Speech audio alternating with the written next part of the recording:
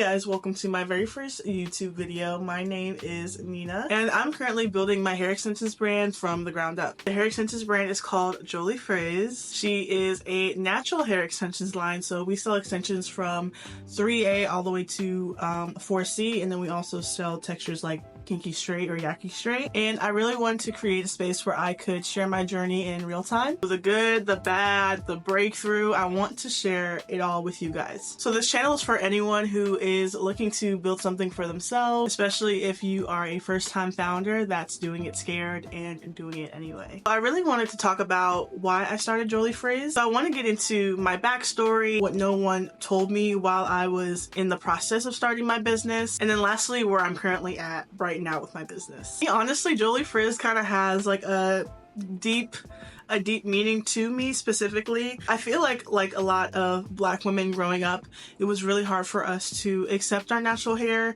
And I remember, you know, growing up in a predominantly white school, always feeling like I needed to straighten my hair. My hair was always like really damaged up until it was like, I want to say high school, the end of high school, where I did like a huge big chop and I chopped all my hair off, and I feel like that was the start of my natural hair journey.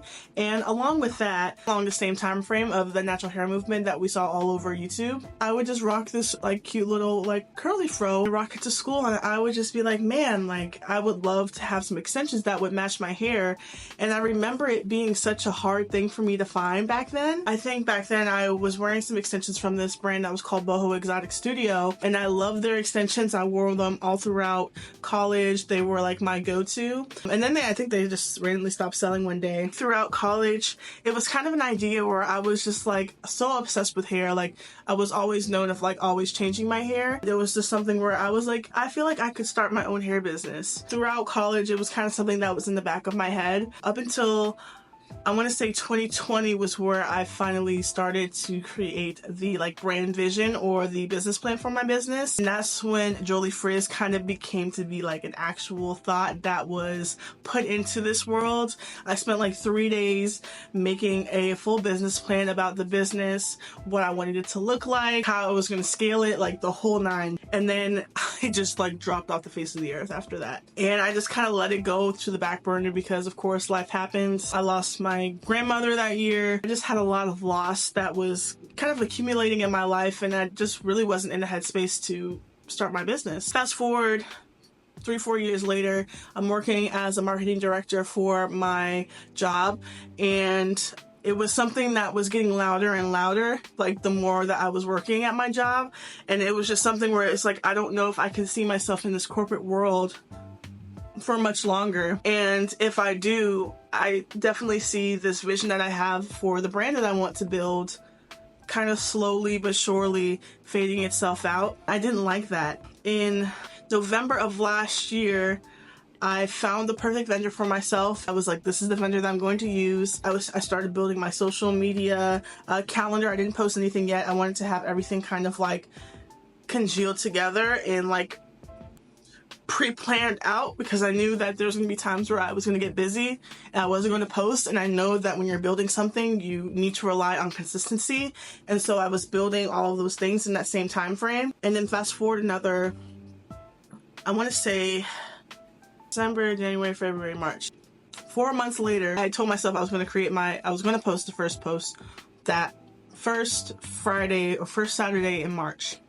And I said, this is where the dream comes to fruition. This is where we start posting all the things that we have built up to this point.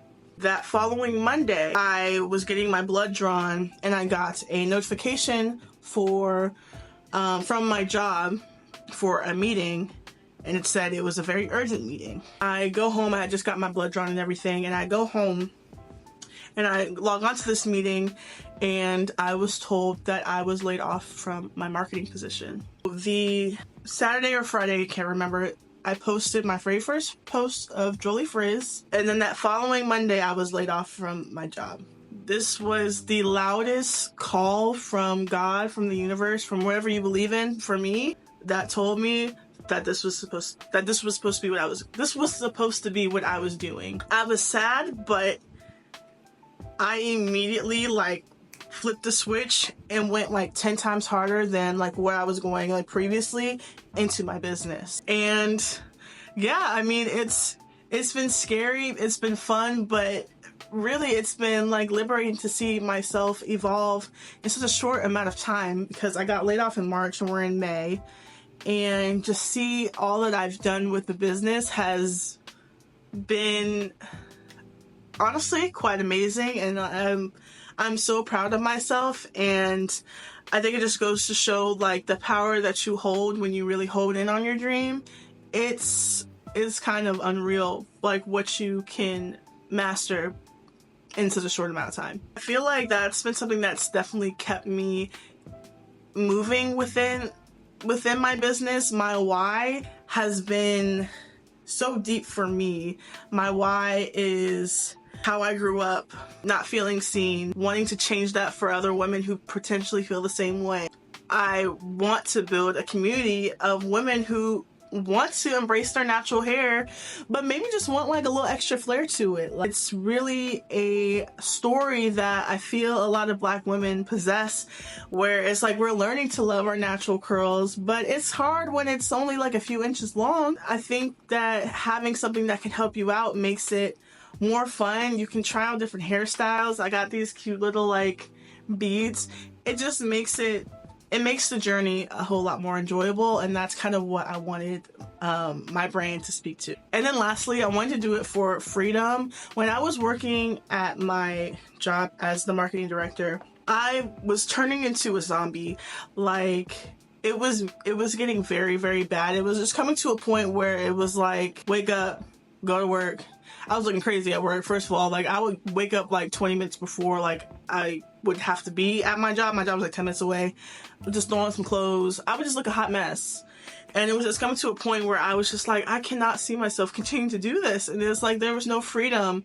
And it's like, I want to go to work, but like work at the pool or go work at a coffee shop, or like not work at all some days. Like, I really want to live a life. Eventually, I know I'm putting in all the work right now, but it's a life that's kind of built on systems, so I don't have to constantly just do stuff. I want to live, and I don't want to like be succumbed to like work.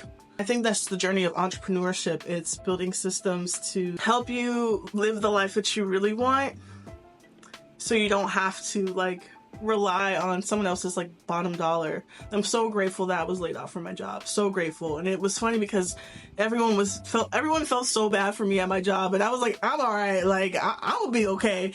Like, you know what I mean? I was at that point where I clearly saw this was not gonna last for me. So let's go into what no one told me like while I'm starting Jolie Frizz in my own business. I feel like while yes, like it was an easy shift for me, when I really look at it, that mind shift change, like just kind of fully honing in on the business, it can take a lot out of you. And I've had a few moments like while in that drive where I would just get completely burnt out because I would spend all day and all night talking to vendors, because you know the vendors are international in China or Korea or wherever, and you're trying to communicate with them, so you have to be up at like 1 a.m.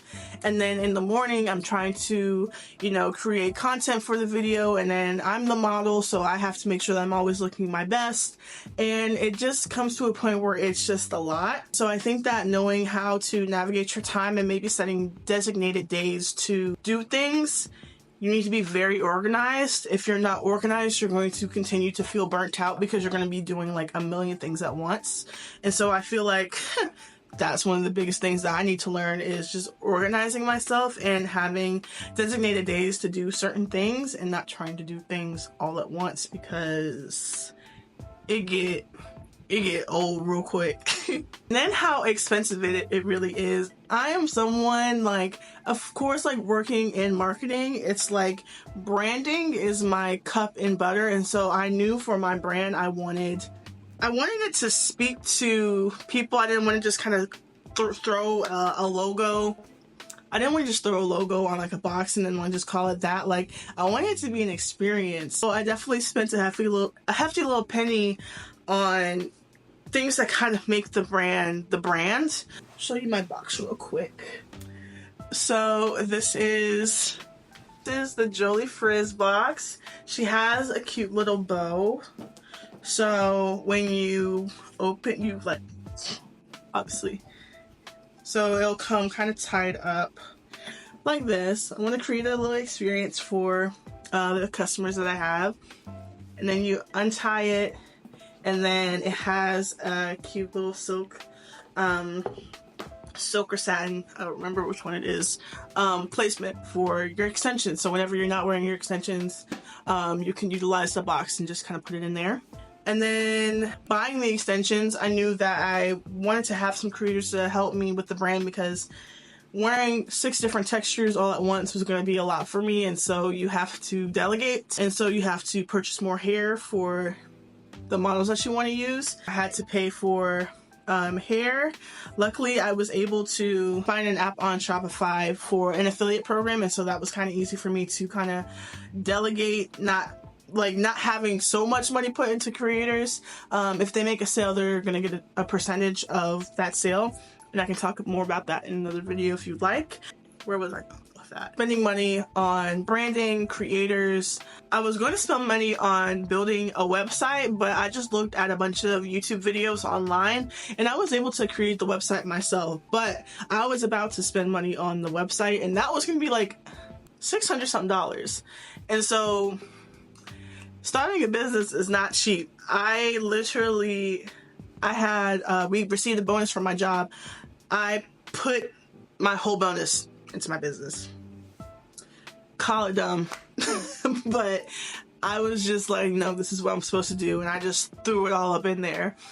It can cost a hefty penny if you really want it to look a certain way. Oh, another one is like support. I feel like support is so huge right now, and it's crazy. Like when you're in seasons of life, people come and go, and circles get smaller, and support kind of goes thin. And I have like a very small circle of people who support me, but it comes to a point where it's like, wow, I really wish I had. It's almost like you want to be surrounded by support, and I think that this is just life, and like being in your 20s, you have to learn how to support yourself and how to talk good about yourself and to be there for yourself, because there's going to be times where you're not going to have the support that you would like to have, and so you need to have your own back. I think that trusting that you are always going to have your best interest, talking kindly to yourself. I talk to myself all the time now. I am always constantly like just talking to myself and just trying to figure out like what's going on, and just being more in tune with what my feelings are. And I think that the support that you can give to yourself is miles beyond what other people can give you, because you know yourself more than anybody else. And I think that shift was a lot for me personally, because it's hard to say, but I was definitely do it when people are watching person and not do it when nobody's watching. And you got to be a do it while nobody's watching person. You don't do it just because you want to get the claps. You got to do it because it's something that you actually want to do. And that's something that I'm consistently discovering, like in this journey, is this is really something that I want to do. And I'm going to do it if nobody claps, because I believe in it that much, and you have to believe in it that much and support yourself through it that much as well. And I feel like that kind of leads into like believing in yourself. There's going to be so many times where you're going to second guess, and you're going to feel scared, and you're going to be like, I don't know if I should do this. I've become obsessed with that feeling. Like I am literally in that season where it's like when I feel that, I'm gonna do it anyway. Like I'm gonna just post it anyway, and it becomes addicting almost. But that was something that I was so far removed from. If I was scared, I would come back to it in maybe like a few months. But now it's like I recognize it, and I'm like, man, this feeling, I'm gonna go ahead and do it. Like I don't care. Yeah. I hope I'm not rambling, and I really hope that this makes sense. But what was I saying? Oh yeah, you're gonna second guess yourself. You're gonna second guess yourself a lot. You're going to second guess your pricing. You're going to second guess whether people are going to want to buy it. You're going to second guess so many things, and you just have to trust that what you're putting is a good product. And if you believe in it, people are going to believe in it, and you just got to do it anyway. That was something that my grandma would say. She would say, when you stop to think, you think to stop. Oh, no brakes, all gas on the pedals. Like, you just got to go and you got to do it. Now, think things through, but don't think it to the point where you're kind of stalling yourself and you're like, wait, should I actually be doing this? Don't do that. Trust that you know what you're doing and you're going to get there.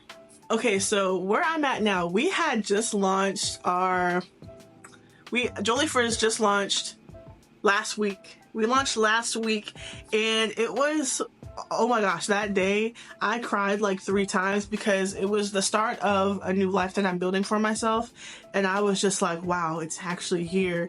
And I just couldn't believe it, and it was so scary because I was just like, is anyone going to purchase this? Like, we built a strong following on Instagram. We built about 350 followers in like 2 months, which I was so proud of. And it was just so many emotions that I was going through. And we made 4 sales on our launch week, and that came out to be over like $1,300 in sales, which was really good. Like, I was so proud of myself for that. And that kind of told me that the strategy is working. What I'm doing is working. It's just something that has to scale itself, and I believe that it's going to scale itself the more that I remain consistent in what I'm doing.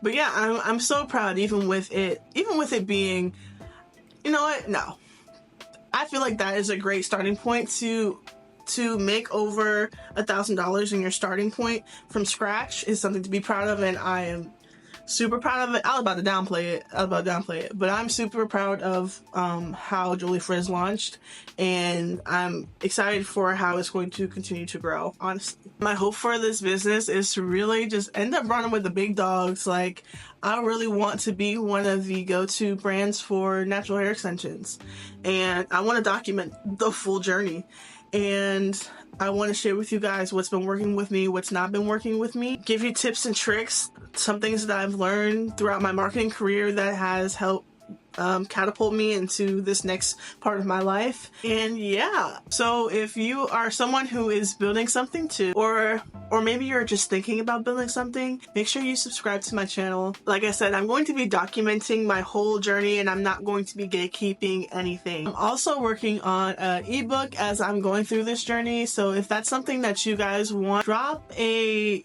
yellow heart emoji so I know if you guys want it. But thank you guys so much for watching my very first video. I have a feeling this is going to be the start to something pretty wild. Bye!